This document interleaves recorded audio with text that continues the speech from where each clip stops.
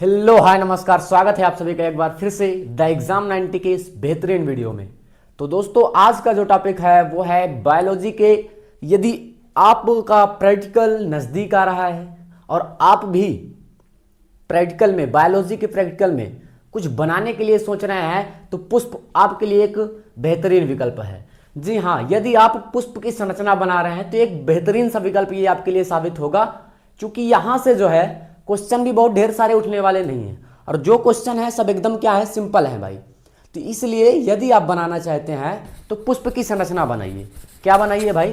पुष्प की संरचना बनाइए। ये आपके लिए बेहतरीन साबित होगा, एकदम आसान सा होगा टॉपिक, ज़्यादा क्वेश्चन भी नहीं उठेंगे। अच्छा, अब भाई किसी के दिमाग में अगर ये आ रहा है, किसी के दिमाग में अगर ये आ रहा है कि नहीं, मैं तो एकदम डॉन बन के जाऊंगा वहाँ, एग्जामिनर से क्या पूछेगा, तो मेरे भाई अच्छी बात है, आप बढ़िया तैयार किए हैं, अच्छी बात है। लेकिन ज़्यादा चांस, मतलब कि ज़्यादा कोशिश करें कि जो टॉपिक आप, मतलब कि जो चार्ट में बनाए हैं ना, वो आपको बढ़िया से याद हो, और बहुत वहाँ पास मतलब कि बाही लूटना नहीं है। जितना पूछे उतना बता दो बस। ज़्यादा उसको मतलब ये एहसास एग्जामिनर को ना दिलाइए कि हाँ मैं बहुत ज़्यादा टैलेंटेड हूँ, मुझे बहुत कुछ याद है। तो पुष्प आपके लिए एक बेहतरीन विकल्प है। आज इसके बारे में, ये जो आपके सामने पूरा अच्छे तरीके से दिख रहा है, इसके बारे में पूरा एक एक चीज का क्या करेंगे, ऑपरेशन कर देंगे, मतलब कि क्या क्या है वो सब कुछ आपको समझाएंगे। तो सबसे पहले मेरे भाई क्या होता है, जो पुष्प होता है, पुष्प का जो हम अध्ययन करने जा रहे हैं, पुष्पों का अध्ययन, सबसे पहला क्वेश्चन एग्जामिनर जैसे पूछ सकता है तो क्या पूछ सकता है, उसी हिसाब से हम आज यहाँ पास क्या करेंगे, टॉपिक को समझेंगे। तो पहला क्या है कि पुष्प का अध्ययन, अध्ययन, पुष्पों का अध्ययन। यदि हम पुष्पों का क्या कर रहे हैं भाई, अध्ययन कर रहे हैं, तो वो क्या कहलाएगा? सीधी सी बात है, पुष्पों का अध्ययन कर रहे हैं तो वो पुष्प विज्ञान कह दो, या तो अंग्रेजी में बोलना चाहो तो क्या बोलते हैं उसको, फ्लोरोलॉजी बोलो, या तो फिर एंथोलॉजी। क्या बोलते हैं? एंथोलॉजी बोलो या फ्लोरोलॉजी बोलो, एंथोलॉजी। अंग्रेजी में भी ये एंथोलॉजी होगा, या तो आप क्या बोलो, पुष्प विज्ञान, पुष्प विज्ञान, और इसको बोलते हैं फ्लोरोलॉजी। क्या बोलते हैं? फ्लोरोलॉजी। और ये एंथोलॉजी को हम क्या बोलते हैं? एंथोलॉजी ही बोलते हैं, एंथोलॉजी, एंथोलॉजी ही बोलते हैं। तो पुष्पों का अध्ययन क्या कहलाता है भाई? एंथोलॉजी बोलो या तो फिर फ्लोरोलॉजी बोलो। अगली बात, यदि आप ये पुष्प बना रहे हैं तो सबसे पहला क्वेश्चन यहां से क्या उठ रहा है कि पुष्प के भाग क्या है, पुष्प के भाग, पुष्प के भाग। तो ये क्या होता है भाई, पुष्प के कितने भाग होते हैं, ये चीज समझो। पुष्प के कितने भाग, थोड़ा सा 1 मिनट रुकना।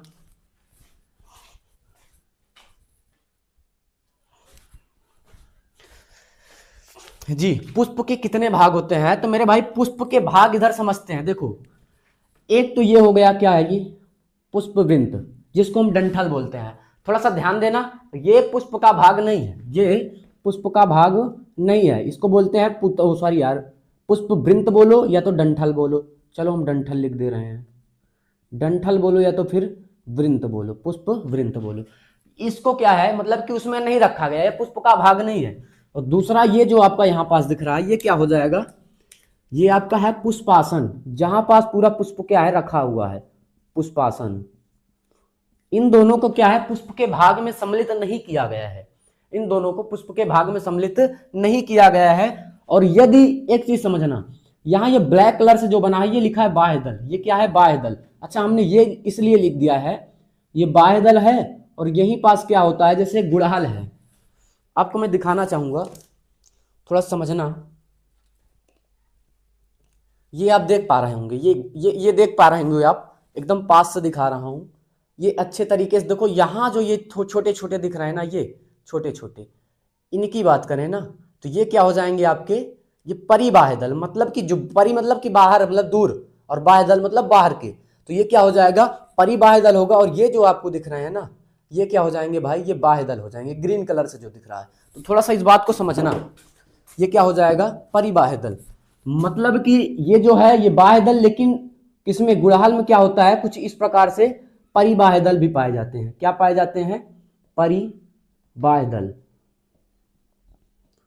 अगली बात, अब ये जो आपको रेड कलर से दिख रहे हैं ना, ये जो रेड कलर से दिख रहे हैं, ये, इसको क्या बोलते हैं हम लोग, इसको बोलते हैं दल। क्या बोलते हैं? दल। अच्छा, एक चीज समझो, ये बाह्य दल, एक को हम क्या बोलेंगे, बाह्य दल है, और जो सबके सब है उनको मिला देंगे तो एक पुंज बनेगा, एक समूह बनेगा। तो बाह्य दल को क्या है, इसको हम बाह्य दल बोल सकते हैं, और सभी बाह्य दलों का जो समूह होता है वो क्या कहलाता है, बाह्य दल पुंज कहलाता है। और ये इसी प्रकार क्या हो जाएगा, दल हो जाएगा, और इन सब का जो समूह है ना, सभी दल ये क्या बनाएंगे, मिल करके बाह्य दल पुंज बनाएंगे, बाह्य दल पुंज बनाएंगे। समझना इस बात को। और अगली बात, ये क्या दिख रहा है, जो इस तरीके से आपका दिख रहा है भाई साहब, ये क्या है आपका, ये ऊपर वाला क्या हो जाएगा, परागकोश हो जाएगा। क्या हो जाएगा, परागकोश, ये परागकोश हो जाएगा। और ये वाला क्या हो जाएगा आपका, पुतंतु हो जाएगा। क्या हो जाएगा, पुतंतु हो जाएगा। ध्यान से समझना इस बात को, सबको मैं आपको दिखा रहा हूं एकदम बढ़िया तरीके से। और ये क्या है, ये शायद तीन, इधर ये है, ये है, ये है, और ये सब क्या है भाई, पुतंतु है। ये जो ऊपर लगा हुआ है ये क्या है, परागकोश है। और यहां से देखो, ये मध्य का जो भाग इस तरीके से दिख रहा है, थोड़ा सा समझने की कोशिश करना। जो इस तरीके से ये मध्य का भाग दिख रहा है, ये क्या है, देखो यहां पास जो है ये तो अंडाशय है, और इसके अंदर क्या पाए जाते हैं भाई, ये बीजांड पाए जाते हैं। क्या है, बीजांड है। और ये जो ऊपर का भाग है ना, इसको हम लोग कहते हैं क्या है, वर्तिकाग्र। क्या कहते हैं, वर्तिकाग्र। और ये जो मध्य का भाग है इसको क्या कहते हैं, वर्तिका, वर्तिका। और ये जो आपका नीचे का भाग है इसको हम क्या कहते हैं, अंडाशय। क्या कहते हैं भाई, अंडाशय कहते हैं। बात को समझो। अब कुल मिला के कितने भाग हुए, अब इन तीनों को मिला करके जो है ना, इन तीनों को मिला करके क्या बनेगा, स्त्री केसर। क्या बनेगा, स्त्री केसर। तो एक भाग ये हुआ, और दूसरा ये जो परागकोश पुतंतु है ना, ये दोनों मिलकर के क्या बनाएंगे, पुंकेसर। क्या बनाएंगे, पुंकेसर। और इसको बोलते हैं गायनोसियम। क्या बोलते हैं, गायनोसियम। और ये जो आपका है ये क्या हो जाएगा, एंड्रोसियम हो जाएगा। पुंकेसर आपका क्या हो जाएगा, एंड्रोसियम हो जाएगा। अब बात को समझना, अगर इसकी बात करें पुतंतु, तो पुतंतु जो होता है वो आपका हो जाता है फिलामेंट। क्या होता है, फिलामेंट, फिलामेंट हो जाता है। और ये जो परागकोश होता है ना, परागकोश को बोलते हैं एंथर। क्या बोलते हैं, एंथर बोलते हैं। और ये जो दल होता है इसको बोलते हैं कैलिक्स। क्या बोलते हैं, सॉरी, ये दल को बोलते हैं कोरोला, कोरोला, ये कोरोला होता है। और जो बाह्य दल होता है इसको हम लोग बोलते हैं कैलिक्स। क्या बोलते हैं, कैलिक्स बोलते हैं। अब बात को समझना भाई, इतने सारे हो गए, तो एक तो ये हुआ, एक ये हुआ। तो पहला पॉइंट क्या है, बाह्य दल दूसरा एक भाग हो गया, और ये दल क्या हो गया, दूसरा भाग हो गया। ये आपका स्त्री केसर तीसरा हो गया, ये जल के क्या हो गया आपका, चौथा हो गया। तो कुल मिला के पुष्प के कितने भाग हुए भाई, 4 भाग हुए। कितने हुए, 4 भाग हुए। बारी बारी से सबको लिख लेते हैं कौन कौन से हैं। एक है बाह्य दल, बाह्य दल। और दूसरा क्या है आपका, दल, या तो फिर बोलो दलपुंज, या तो दलपुंज। और तीसरा क्या हो जाएगा आपका, स्त्री केसर हो जाएगा, स्त्री केसर हो जाएगा। और चौथा क्या हो जाएगा आपका, पुंकेसर हो जाएगा, पुंकेसर हो जाएगा। देखो भाई, बाह्य दलपुंज क्या होता है, दलपुंज क्या होता है, स्त्री केसर, पुंकेसर, सबकी बात करेंगे। थोड़ा सा 5 मिनट टाइम देना।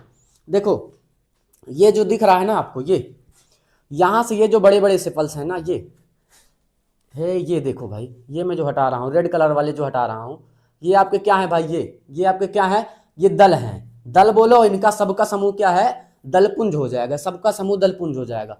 और ये जो बाहरी यहां से मैं नीचे से हटा रहा हूं ना, ये क्या हो जाएंगे, ये हो जाएंगे आपके परिबाह्य दल हैं। इनसे हमसे कोई मतलब नहीं है। मतलब क्या है यहाँ पास, ये जो इसके ऊपर अब देखना भाई, यहाँ जो दिख रहा है ये जो हम हटा रहे हैं ना, ये आपका क्या है भाई, ये बाह्य दल है। क्या है, बाह्य दल। इनकी संख्या होती है 5।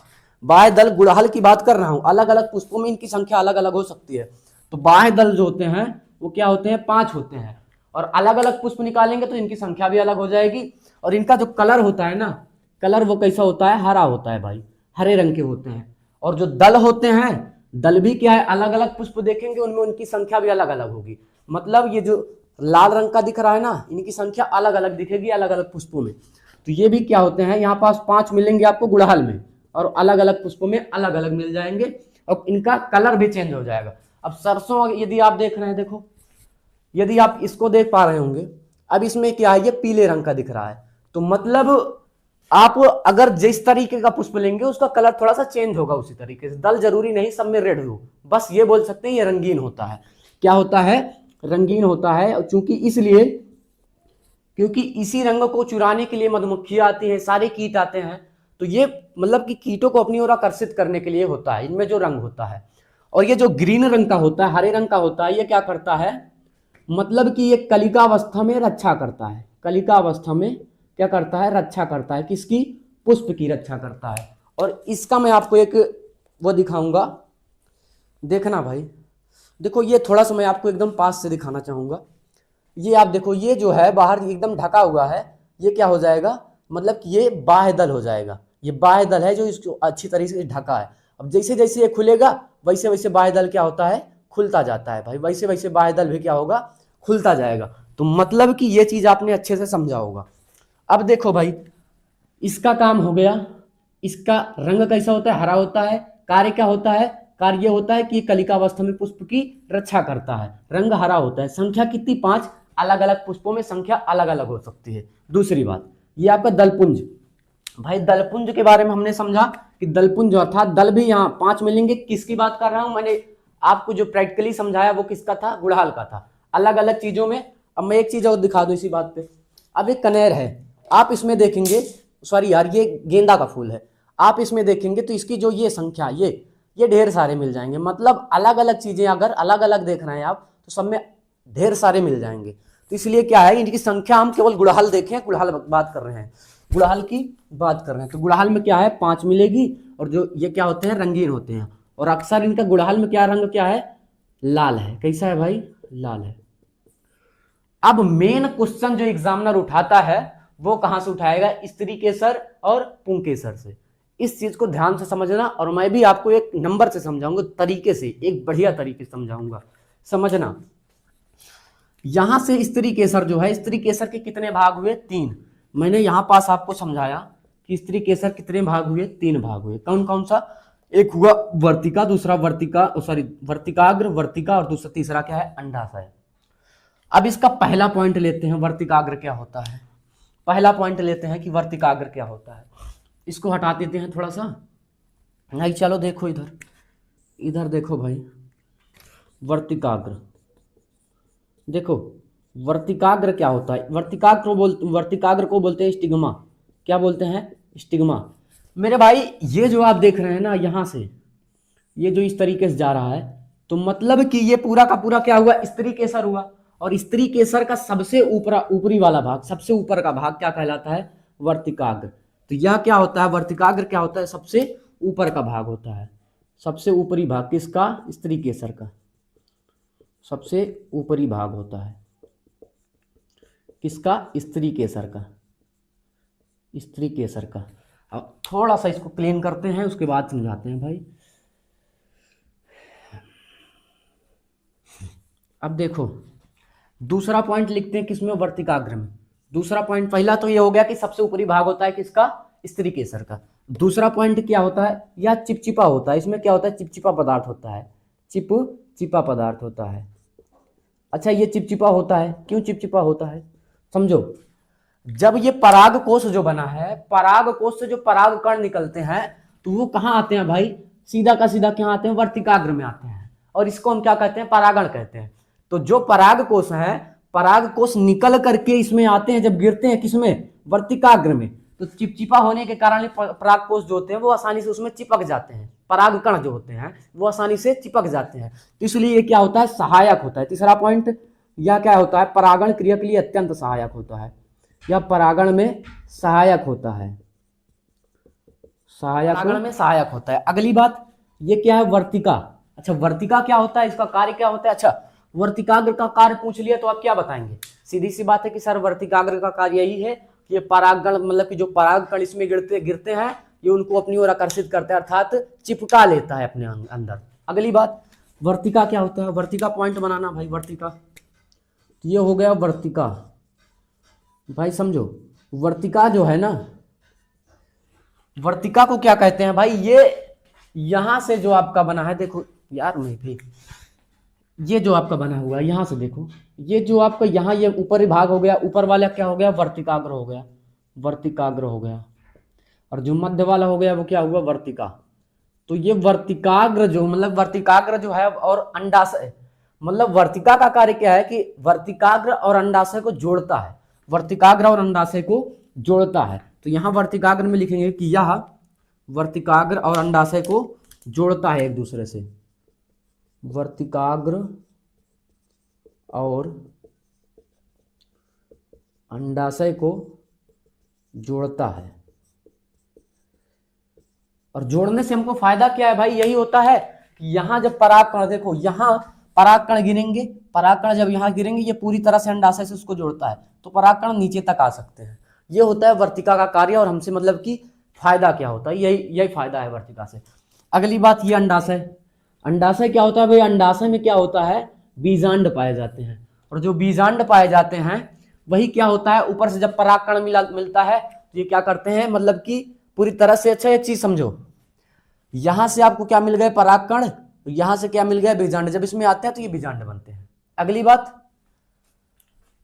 थोड़ा सा समझना, परागकोश और मतलब कि पुंकेसर, ये आपका स्त्री केसर पूरे तरीके से हमने आपको समझा दिया। अब पुंकेसर की बात आई, किसकी? पुंकेसर की। तो जरा इधर समझते हैं पुंकेसर।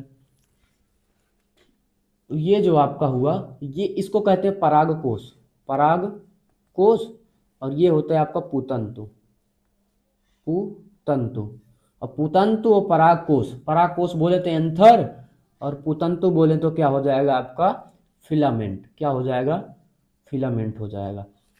अब समझो, परागकोश हेडिंग बनाते हैं और पुतंतु समझते हैं, परागकोश समझते हैं। थोड़ा सा इसको हटा देते हैं, इसको क्या करते हैं भाई? हटा देते हैं।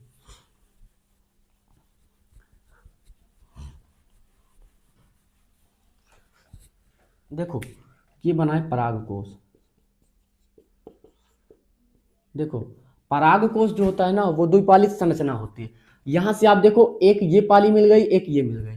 तो परागकोश द्विपालित संरचना होती है और इसमें दो पालियां होती है। दो पालियां मतलब दो खंड। ये बीच से कट गया, अब बताओ एक इधर एक इधर, तो दो खंड होते हैं। और ये जो बीच का है ना, बीच वाले को हम लोग क्या कहते हैं? योजी कहते हैं। क्या कहते हैं? योजी। तो हम इस तरीके से लिख सकते हैं कि योजी जो है वो परागकोश को दो खंडों में बांटती है या विभक्त करती है। क्या करती है? बांटती है या विभक्त करती है। तो योजी परागकोश को क्या करती है? दो खंडों में बांटती है। परागकोश को दो खंड में बांटती है। अगली बात क्या है भाई? आगे देखते हैं। देखो परागकोश जो है ना, परागकोश में क्या बनते हैं? परागकण। परागकोश, परागकण, परागकोश में परागकण बनते हैं। परागकण बनते हैं। अच्छा, परागकण बनते कैसे हैं ये समझना भाई। परागकण बनते कैसे हैं और कहाँ बनते हैं परागकोश में? देखो ये हटाते हैं, थोड़ा सा देखना, ये हटाते हैं। अब देखो ये जो हुआ, जैसे कि, एक मिनट रुकना भाई।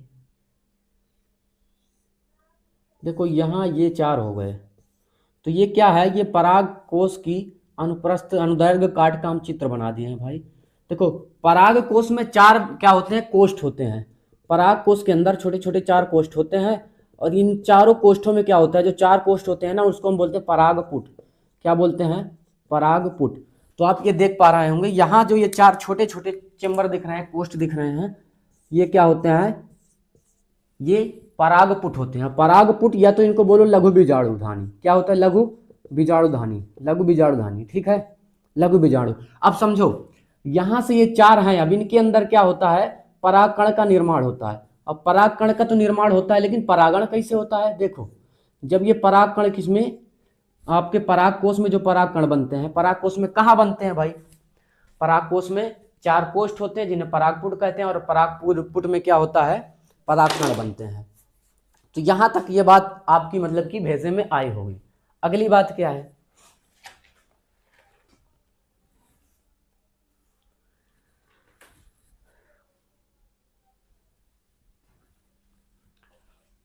थोड़ा सा एक हेडिंग लगा लेना, परागण एवं परागकण बनने की प्रक्रिया। परागण एवं परागकण बनने की प्रक्रिया। परागण एवं परागकण बनने की प्रक्रिया एवं परागकण बनने की प्रक्रिया। समझो भाई, परागण एवं परागकण बनने की प्रक्रिया। थोड़ा सा इंक डाल देते हैं हम।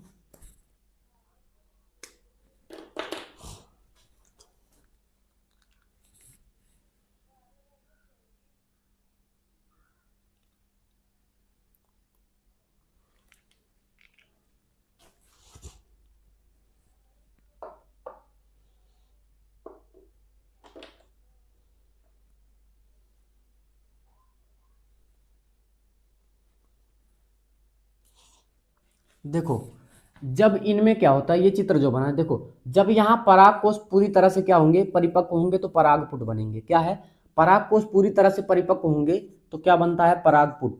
मतलब परिपक्वता के बाद, परिपक्व होने के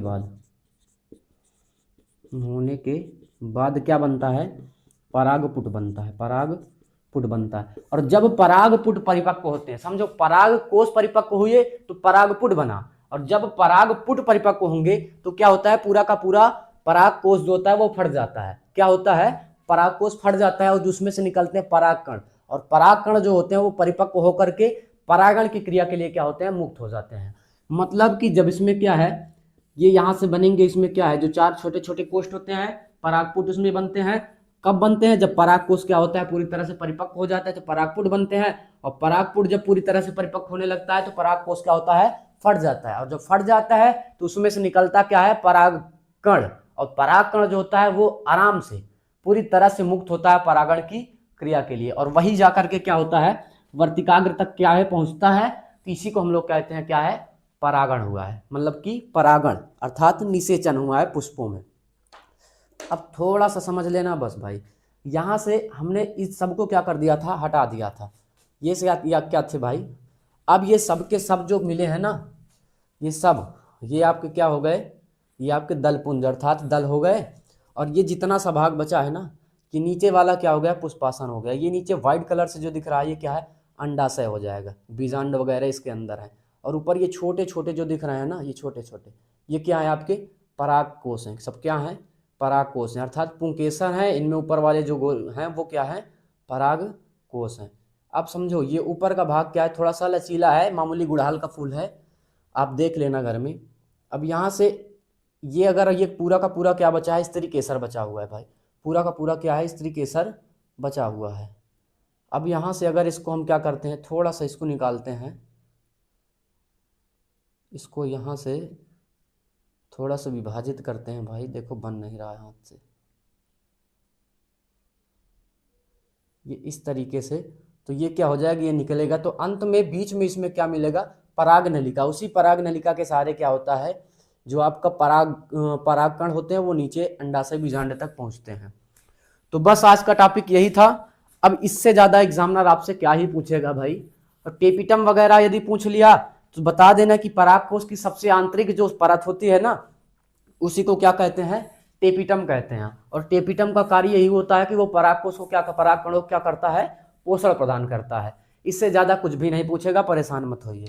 और हाँ, पूछ भी लिया तो उसको एक अच्छी सी बात बता दें, आपका जो भी टॉपिक अच्छे से क्लियर रहेगा, बस बोलना कि सर मेरा ये टॉपिक कंप्लीट है। तो वो तो अच्छा खासा टीचर रहते हैं भाई, एग्जामिनर जो होते हैं, लेक्चरर रहते हैं, तो फिर वो उस टॉपिक से आपसे सवाल करना शुरू कर देंगे, आप आराम से बता देना। तो बस चलते हैं, आज के लिए इतना ही काफ़ी है। अपना ख्याल रखना। और हाँ, वीडियो पसंद आई हो तो वीडियो को लाइक कर देना, चैनल को कर देना सब्सक्राइब, और अपने दोस्तों तक जरूर भेज देना यार, ताकि वो भी कुछ देखे, 3-4 नंबर उनका भी क्लियर हो जाए। और 3-4 ही नहीं बल्कि पूरा पूरा प्रैक्टिकल आपका, अगर आप पुष्प की संरचना बना रहे हैं तो इससे ज़्यादा कुछ नहीं पूछेगा। इस वीडियो को देखने के बाद आपको ज़रूरत भी नहीं पड़ेगी किसी की वीडियो देखने की, और आपका 30 का 30 पूरा का पूरा कंप्लीट होगा। तो चलते हैं, आज के लिए इतना ही काफ़ी। Okay, bye bye, love you, take care.